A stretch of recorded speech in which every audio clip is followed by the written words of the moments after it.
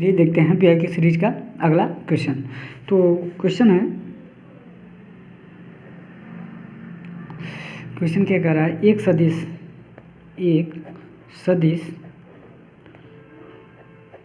सदिश vector are की लंबाई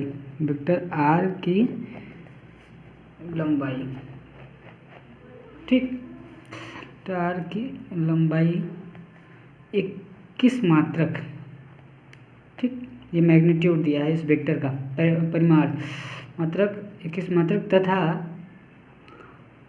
तथा दिक् अनुपात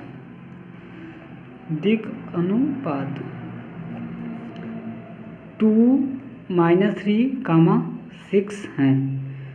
सदिश वेक्टर आर की दिक् को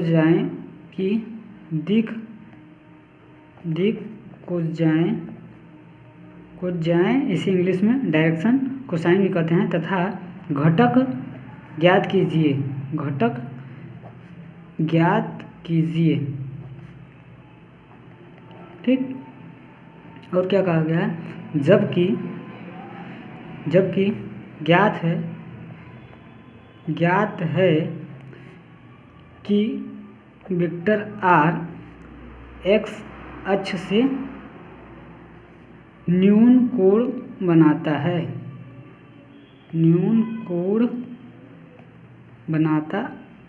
है, ठीक। देखो ये तो क्वेश्चन रहा। क्वेश्चन एक सदिश वेक्टर आर है जिसकी लंबाई कितनी है, 21 मात्रक है, तथा दिक् अनुपात 2-3, 6 है। सदिश वेक्टर आर की दिक् को जाएं तथा घटक बताना है। देखो हमें पता है कि, चलो लिख लेते हैं ये पहले हल। अब देखो गिवन क्या है, दिया क्या है, दिक् अनुपात को किससे डिनोट करते हैं, दिक् अनुपात को ए बी सी से डिनोट करते हैं। तो ए बी सी जो हमारा दिया है क्या है, 2-3 और 6, ए बराबर 2, बी बराबर -3 और सी बराबर 6। तो जब ए बी सी दिया रहेगा तो डायरेक्शन कोसाइन या दिक् अनुपात निकालने के लिए हमें फार्मूला क्या होता है, डायरेक्शन रेशियो है, और दिक् अनुपात ये हो गया। अब अगर हमें दिक् को जा निकालने हुए तो उसे हम यल या एन से डिनोट करते हैं। तो यल इज इक्वल टू क्या होता है, +- में a² + b² + c² होता है। उसी तरीके से m बराबर क्या होता है, b/√में a² + b² + c²। उसी तरीके से ये क्या होता है, n क्या होता है, n इज इक्वल टू +- c/√में a² + b² + c², ठीक। अब यहाँ से l m n तो निकल जाएगा, ठीक। तो देखो अब यहाँ से l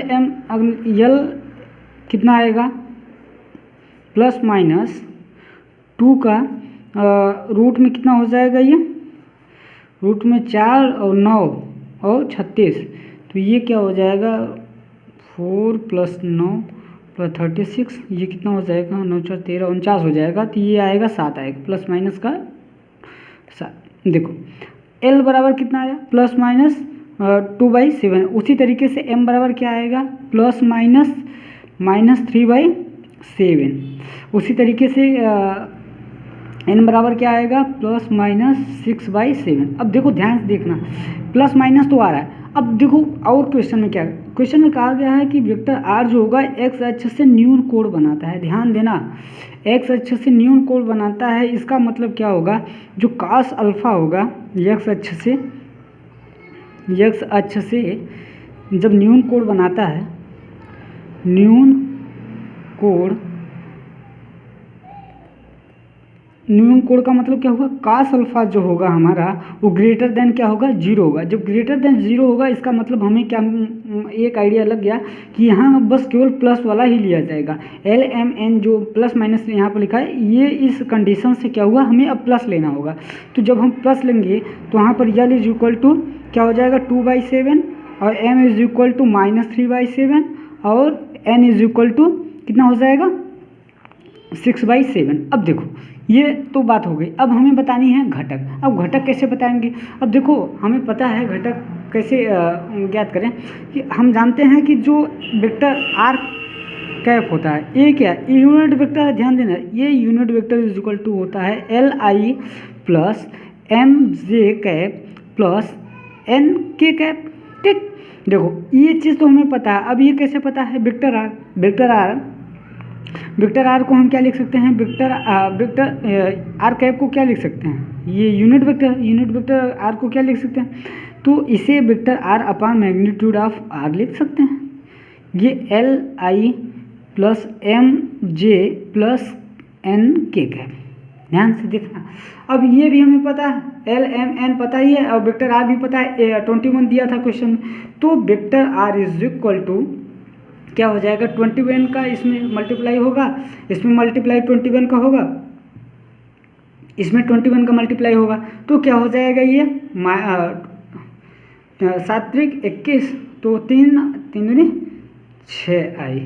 उसी तरीके से 9j, उसी तरीके से 18 के कैप, ध्यान से देखना। अब देखो यहाँ पे तो ये आ गया। अब घटक की बात हुई, अब घटक क्या होगा, x अक्ष से हमारा ये 6i घटक होगा, y अक्ष से हमारा 9j घटक होगा, और z से क्या होगा 18 के कैप होगा।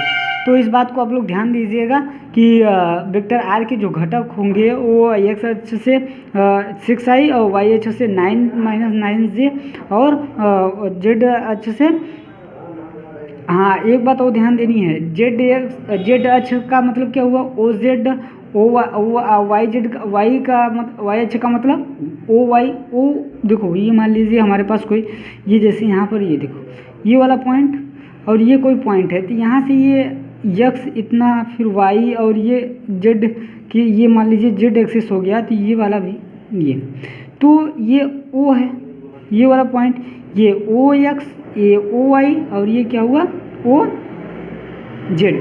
ठीक, तो आप लोग समझ गए होंगे। तो इस तरीके से क्वेश्चन सॉल्व कर सकते हैं। आई होप ये क्वेश्चन आपको समझ में आया होगा।